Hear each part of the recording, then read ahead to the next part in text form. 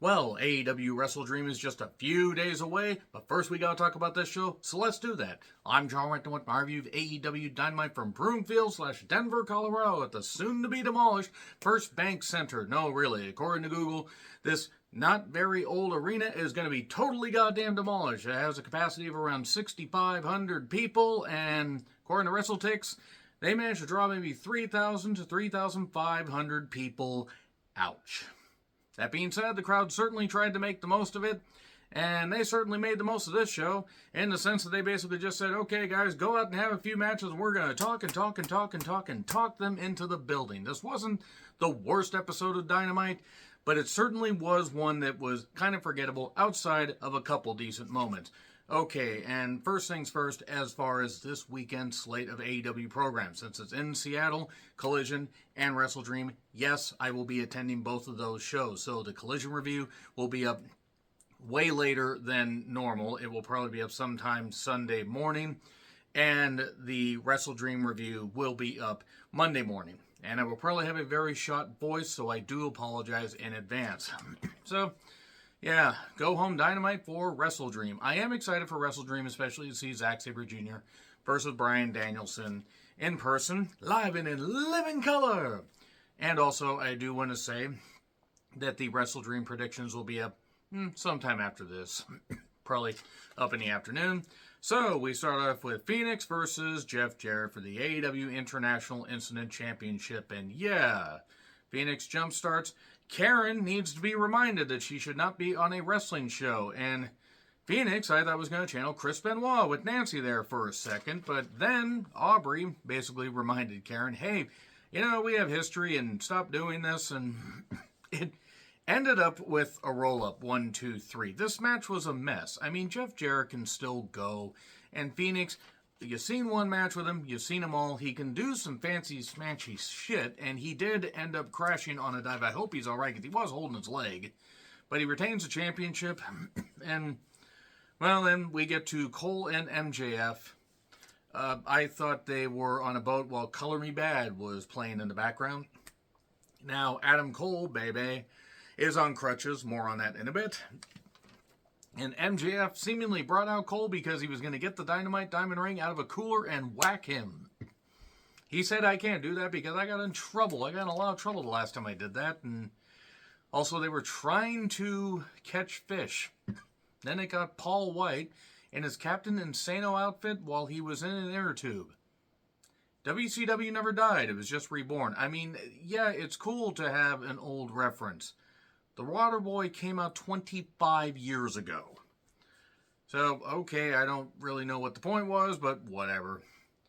Recaps of Sammy's turn. Then we cut to Renee in the ring. Renee was doing the interview duties. I guess Dasha was on assignment for some reason. And Callis is out there with Takeshita. Sammy comes out. He has Scarface graphics. And that's cool. That actually kind of fits, especially for Tony Khan's, particular partaking of a certain thing, allegedly, reportedly, covering my ass here. And basically, Callis, Callis, I'm sorry, it's just Callis shows this footage of him and Takeshita going to Ibushi's dojo, and they beat up some guy, I don't know who the hell the guy was, and then Ibushi shows up. Ibushi just seems like he's just there for whatever, just for a little bit of money or whatever it is, because he has absolutely no motivation to even try to make this look good. He got hit with an umbrella, Ella, A, and then got hit with a kettlebell. I got a fever, and the only prescription is more kettlebell. I think everybody involved in this and who put this together should have been hit with a kettlebell until they came up with something better. This was so fake and so phony. And I hate to use the word fake because there really is nothing fake about wrestling. The amount of pain and punishment, pains, blues, and agony that they put their bodies through.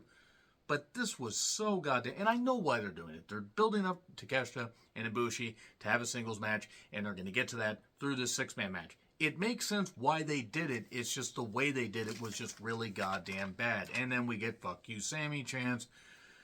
Because Sammy's like, I'm the good guy. I'm the hero here. Now, Sammy did make reasonable points. The problem is that Sammy's also a fucking idiot. I mean, Jericho's an idiot. There really isn't anybody worth rooting for in this whole goddamn... I think Ospreay and Takeshita might be the two worth rooting for. That's really sad. So anyway, that's pretty much it right there. Package on Danielson and Starks. We get post-match comments. Stark says, you never pinned me. Well, you've never basically beaten me. You've never beaten me. I should be above you in the rankings. Wheeler Yuta showed up and said, I was going to apologize for coming out there. You were just going to show my boy respect. But then you decide basically to bow up at me. So I get knocked down, but I get back up again. Ain't nothing going to keep me down. They beat me up all the time. I get back up. They're just openly admitting they just use him as a punching bag. And they're going to have a match at the pay-per-view. I don't think Starks can leave this company soon enough. I mean, hey, maybe his contract, maybe he'll, get a renewed push. Stop, start. Some through no fault of his own, others through fault of the company. I like Starks. I love Starks, in fact. He's an incredible promo and a very good in-ring talent.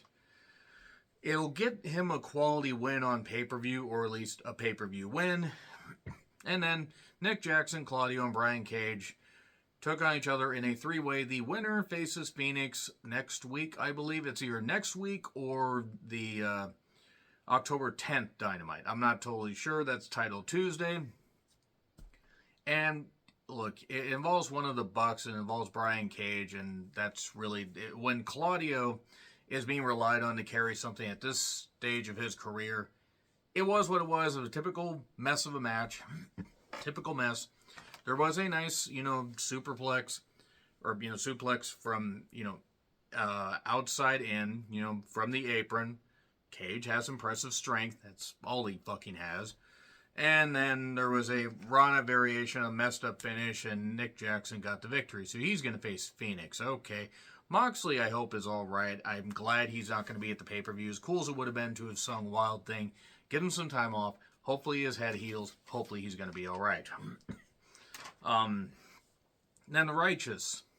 They basically said it's easier to forgive your enemies than to forgive fake friends. Or some variation. And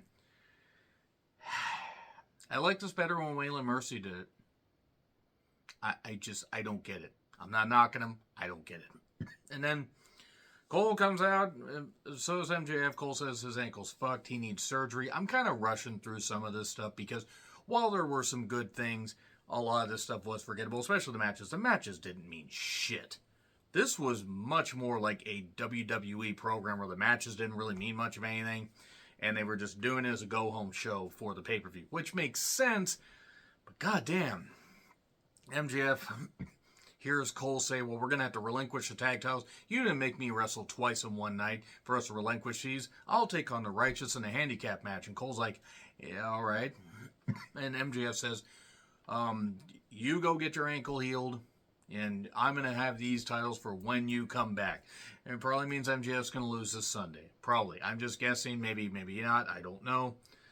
And then here's Roddy with the Kingdom. And I like the Kingdom. I mean, I don't know why Roddy's still in his hospital gown. I need you, Adam. And earlier, while on the boat, the banana boat, Cole says, friendship, a healthy friendship is having more than one friend. MJF says he's not used to that, but he respects him. And he says, you know what? I don't like Roddy, but he's your boy. You've known him for a while. Go ahead and do what you're going to do. And Cole leaves on crutches, eventually. And then Bullet Club Gold shows up, and Jay White, it sends him to the back and is going to talk to MJF. Oh boy, and a Jay White promo, my favorite. So Jay tells everyone to shut up. I imagine some people may have shut this off, except for the fact MJF was involved. And basically, Jay White, says a few things, and that, oh, you think you're as good as me? You done spent smoking some strong Colorado grass and a weed chant, weed. And then you got that pubic hair, goatee, pubic hair, because they love MJF. They fucking love MJF. and that people said that Jay White was better than MJF. And I would love to know who those people are. If you think that Jay White's good, that's fine. If you like Jay White, if you think Jay White's better than MJF, that's fine. But if it's a vast majority, y'all need help. Because, I'm sorry, everybody has personal preferences. I have never seen it with Jay White. I'm not saying Jay White doesn't have good matches. I'm not saying he's not good in the ring. But MJF says it here. I'm filet mignon, but you're just tofu. Tofu takes on the flavor of whatever it's near, but you have to add something to it. Otherwise, you're just boring, bland, tasteless tofu. He's not wrong, because that's basically what Jay White is. Jay White got opportunities, was a world champion, was a U.S. champion. He was a multi-time champion in New Japan. He was given a lot of opportunities. I'm not saying that they couldn't have gone with him a little more and maybe not gone with the over-reliable of Okada and stuff like that or whatever, but Jay White was never going to be the guy, and they're going to find out in AEW he can't be the guy. This was good enough. I'm skipping through a few things here, but this was good stuff from MJF.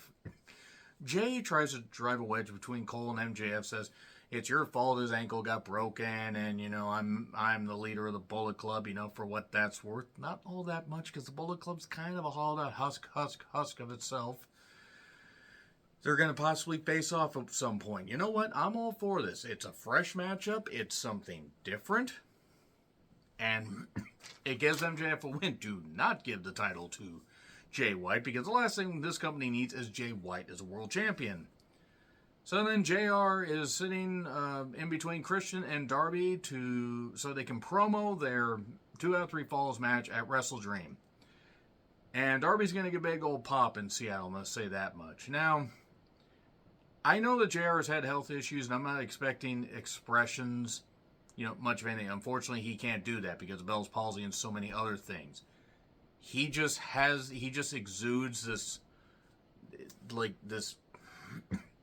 feeling now where he would rather just be at home. Probably because he knows that the company is basically just not, even though it's got all the money, it's got all the goddamn money, he's just basically there doing whatever. I mean, if he re-signed with the company and he's staying on and getting plenty of money, that's great. JR wasn't given much of anything to say.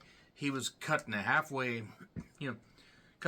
decent, pace to this interview, saying that, but then Christian was talking about, you bring everybody or whatever. Bring Nick Wayne's mom. I mean, Nick Wayne's mom will be there in the front row.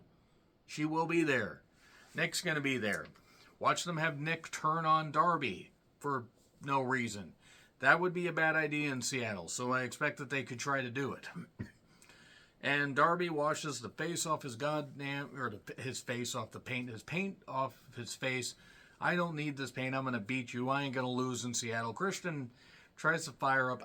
If they don't give it to Darby, then I don't know what they're doing here, because I have nothing against Christian, but Christian, they say, he's doing the best work of his career. Well, he's doing good work, but he also is 50 or 51.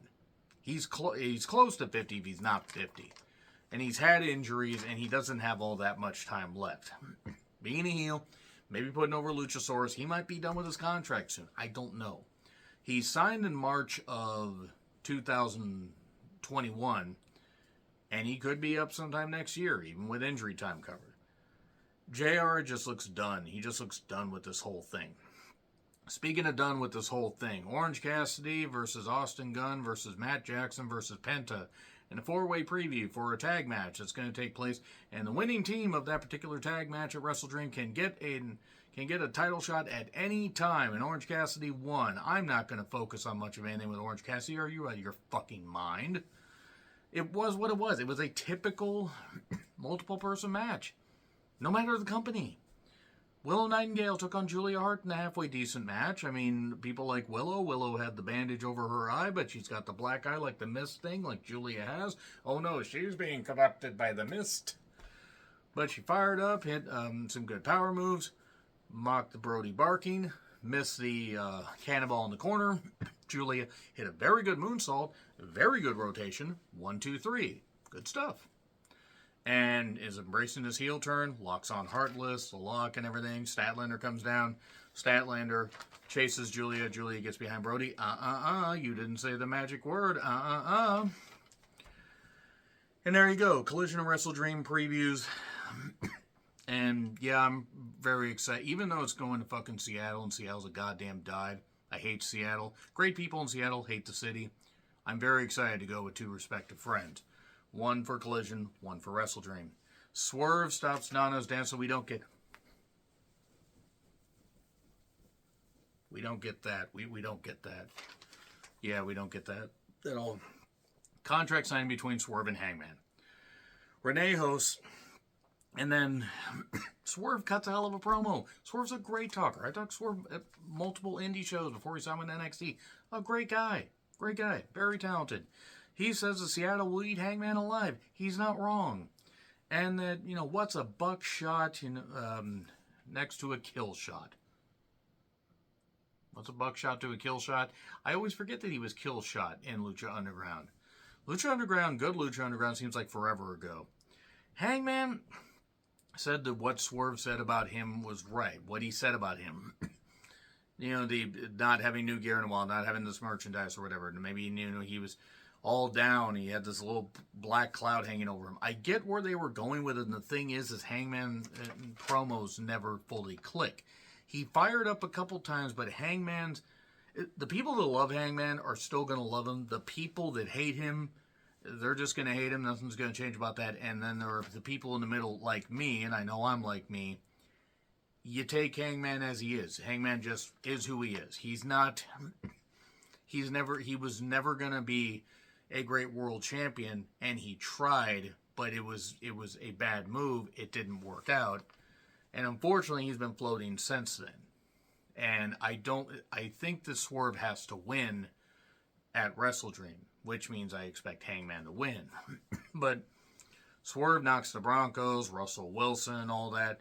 Hangman fires up. He's like, oh, you can't lace my boots, or you can't fill my boots. And then they try to fight and everything. And security's going to separate him because at one point Swerve tries to sign the thing and Hangman stabs him in the hand. Okay, weird.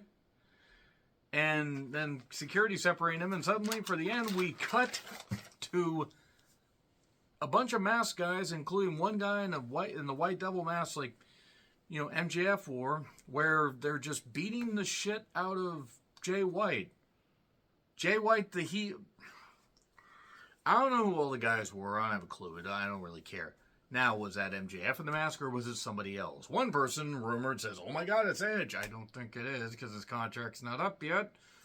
But, yeah, that was certainly something. What do you guys think of Dynamite? Let me know in the comments. Like, share, subscribe, Twitter handle in the description. I'm John Ritlin, really excited for Collision and Wrestle Dream, even though I gotta go to and from Seattle and work a whole bunch. Hooray for live wrestling. See you soon.